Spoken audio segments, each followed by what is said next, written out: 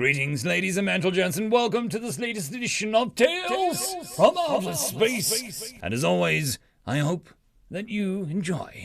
A White Lie, written by YoshiiMan.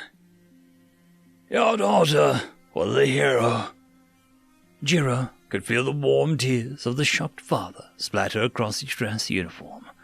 The midnight blue fabric elegantly deflecting every grief-stricken tear, only to land against the metallic silver lining of the uniform. There were no words from the father, not even a faint cry or gasp, only a tightened grasp on Jiro's dress uniform as tears kept pouring from the paralyzed father. In that, they were the same. Jiro was paralyzed through inaction, not knowing how to express his emotions to the chitinous giant in front of him. It just left the two of them in a mutual understanding, one not knowing how to grieve, and one not knowing how to comfort.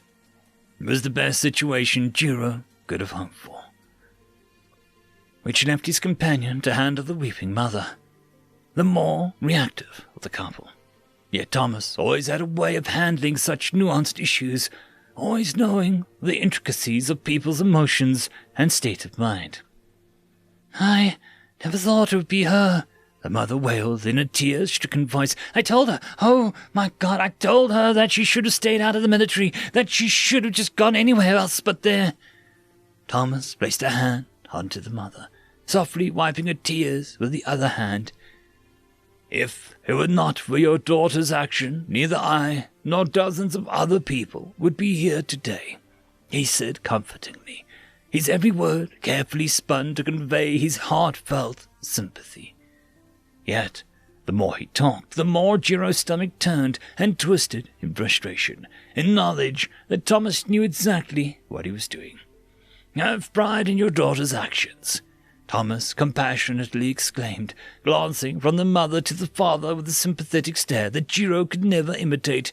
She was one of the most selfless soldiers that I have ever known, and it was an honor to serve beside her from start to end. Thomas took the mother's shaking hand, silently slipping a platinum-covered medal onto her lilac-colored skin. Knowing Vitra, I know she wouldn't have wanted you two to weep over her death, but rather smile in honor of the daughter you raised. There was an unrivaled warmth in Thomas's voice, radiating a smooth yet charismatic charm that could calm a maddened beast. Yet it only sought to hide the deceit in his words. Jiro wanted to speak, wanted to tell the truth, yet he knew that his resolute silence was better for them all. He never really had a way with words. That much was known to him. The eyes of the mother widened as she brought up the platinum core, its chromatic luminescence bringing a warmth across the couple's faces as they both put their hands on it, a remembrance of their lost daughter. There had been only one member of their squad who had been awarded such a distinguished medal, and that person was standing right beside him. Thomas nudged Jiro's arms, a silent request that they finish this up. In turn, he handed Thomas the jet-black urn that he had kept to his side, laced with thin streaks of gold layered in form of the Commonwealth flag that had the name of Vitra Valdrova engraved on it. There were no words as Thomas soundlessly handed off the urn to the couple, who only spilt more tears as they hung onto the last vestiges of their daughter. May the Entangler bless you well. Thomas took a step back and gave one final salute, his face stiffening against the shrapnel wounds that covered his face in a final show of respect for Vitra and her family. Jiro followed suit, taking a step away from the anguished couple to give the same respect. Yet he was only met with a sympathetic stare by the couple. It was only when Thomas patted him on the shoulder did the realization strike him. It was an odd sensation to move your arm only for you to see nothing to come forward, where once two muscled chitin-covered limbs would have arisen to send off the grieving couple. Only two empty sockets of his uniform came to bear.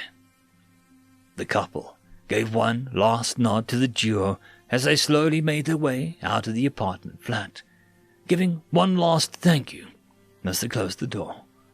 That just left them in the hallway where a dozen other residents stood idly by, originally listening to the cries and commotion, now simply gazing at the duo as they silently made their way out of the apartment complex. After they got back to the spinner, there was no talking, only a mournful silence for those who had passed. Yet there was a burning sensation in Jiro's heart, one that told him that now was the time to speak out against the wrong that he had just let happen. It was only when they were stuck dead in traffic that he'd break this lull in the silence. "You need to stop doing that." "Doing what?" Thomas asked.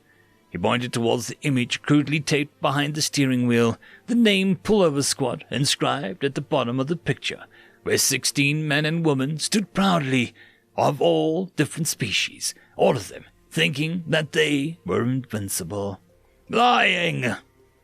There was another moment of silence between the two of them. He knew that Thomas had heard him and had willingly ignored him, so he pushed forwards. "You and I both saw what happened to her," Jiro continued with a cold accent of frustration. "She didn't even get out of the trench by the time the shell had hit." "Jiro."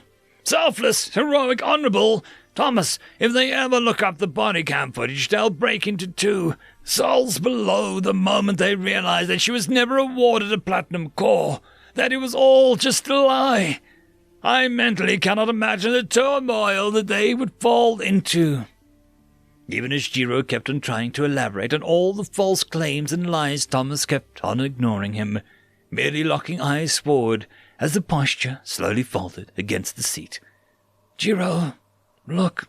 "She cried for them, Thomas."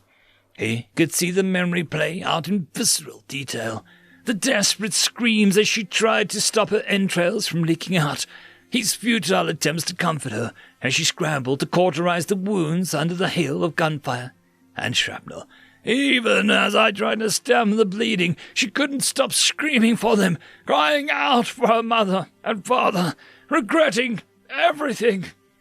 Jiro felt his voice envelop in a mix of sorrow and grievance, even as he tried to suppress his emotions. "She didn't die a hero, Thomas. She didn't save anyone. She just kept on crying for them." "Damn it! I fucking know!" Thomas yelled as he smashed his fists against the steering wheel. Jiro could hear the stricken strain in his voice. I fucking know." Thomas's face was shrouded in a veil of anger and anguish. His every muscle tensed.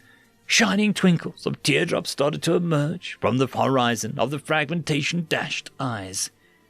Jiro cursed himself for every tear that started to pour from his sparkling brown eyes.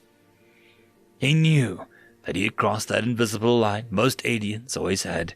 Having spent so much time learning how to be sympathetic, it was a scornful reminder that he still had so much to learn about being empathetic. It really was a pain to think logically when life was so illogical.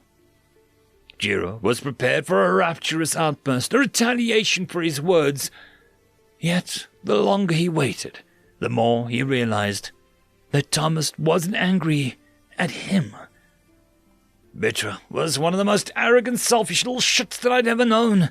Thomas started to mumble, sniffling up the tears and mucus that had appeared on his face. But she was our friend, damn it.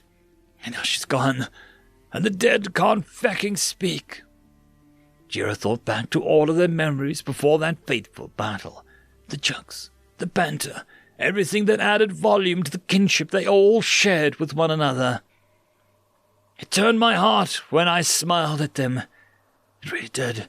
All of the pretentious bullcrap I fecking spewed, its sweet lies, the fake smile, everything. I knew what I was doing.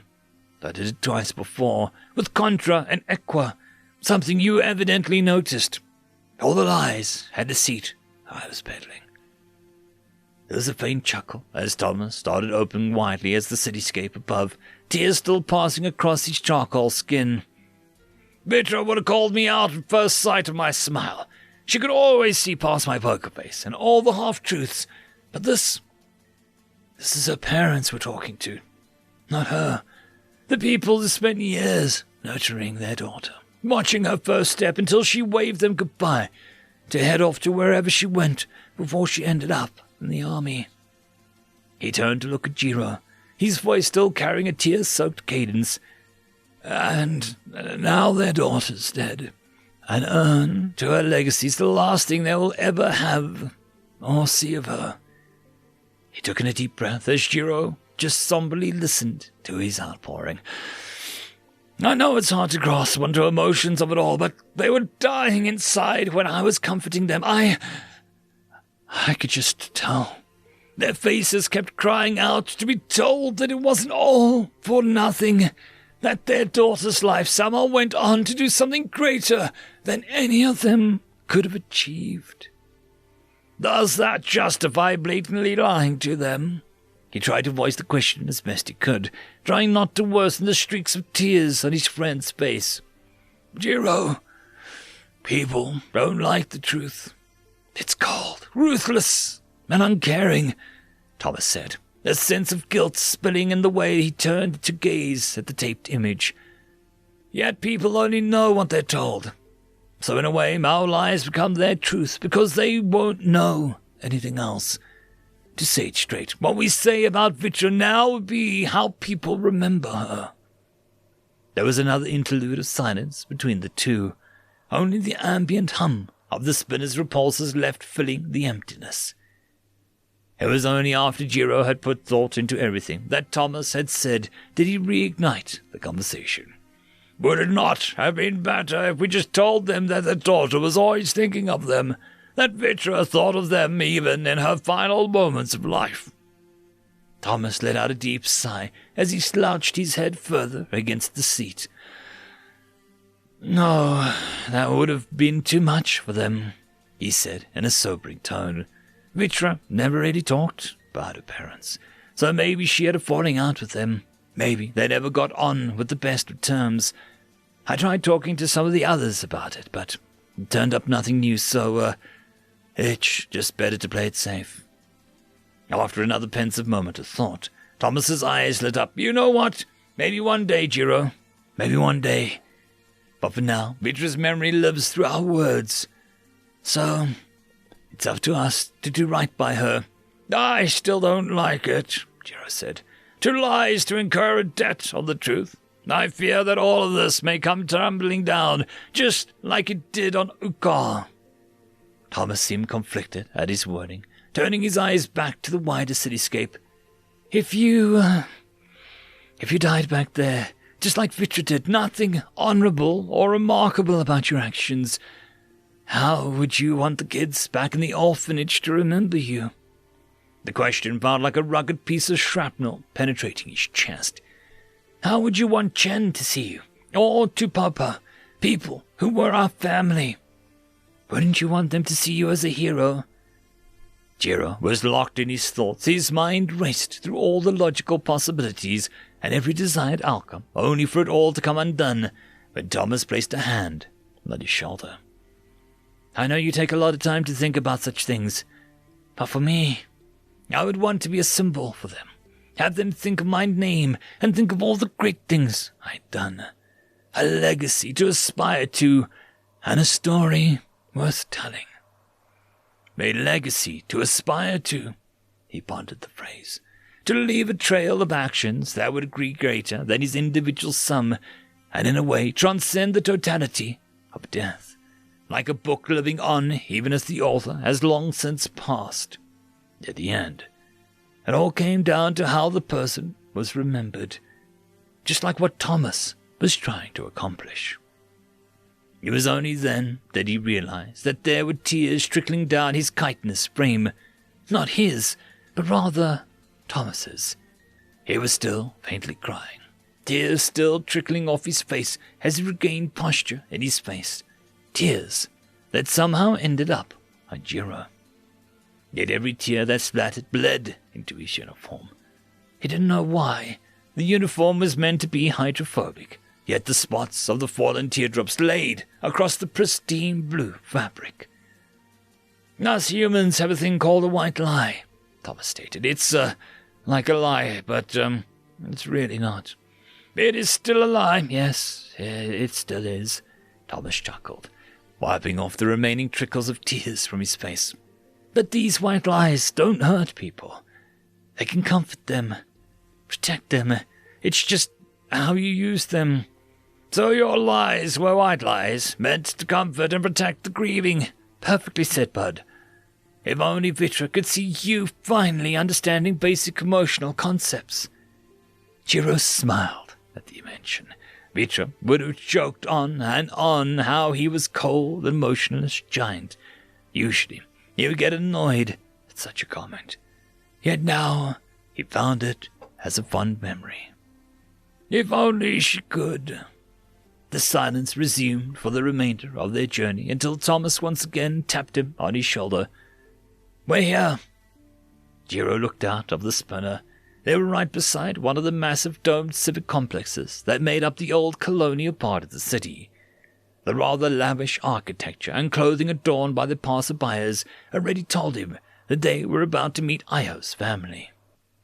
He turned to see Thomas preparing himself for the inevitable, making sure that all his tears had been thoroughly wiped and that he looked presentable as possible. How many more lies must we tell? Jiro asked. He already knew the answer. They still had 3 more urns to deliver. 3 families who would collapse in anguish as they realized that the children were no longer amongst the living. Thomas patted Jiro on the back. Let me do the white lies. Just look pretty and comfort them. As the 2 of them got out, they could already feel the eyes of the passing bystanders lock onto them. They all knew what it meant. Their dress uniforms were that of privates, not officers, which meant only one thing to whoever they were meeting. Yet Jiro's eyes suddenly locked onto one pair, an elegantly dressed pair of Weka holding a single bag of groceries. A pair that now stood paralyzed to a muscle as they stared at the approaching uniformed duo. It was as if the spirits had concocted against him and Thomas to meet Io's parents at all places. Yet he and Thomas marched forward, maintaining a stoic appearance as every passerby seemed to freeze and look at them. He could see the shock and panic sweep their faces, a muted thud coming from the dropped bag of groceries. He could feel the crowd suddenly lock eyes at the urn beside Jiro's uniform. Sudden gasps and murmurs erupting from the rapid formation of bystanders. Just look pretty and comfort them. As they walked closer, the realization only deepened in the couple's faces. The twinkle of tears started to form before they had even spoken to them. Let me do the white lies. Thomas, in a stoic, soothing voice, began, Ma'am and sir. Just one more white lie, he told himself. The tears started to pour out of the couple's eyes. Just one more white lie. End of story. The algorithm reckons you should be watching this video next, and I recommend that you should be always watching my video. So, click with energy! And yes, clicking that does help the channel. Thank you very much. I just want to quickly thank the T5 channel members and patrons. Alithia, Barky, Tryagain95, Beautycure, Meridian117, Cam Maxwell, Casper Arnholt, Jordan Bucksborn, Angry Marine, Albard and Gusta, Savage Patch Papa, and Arcadian.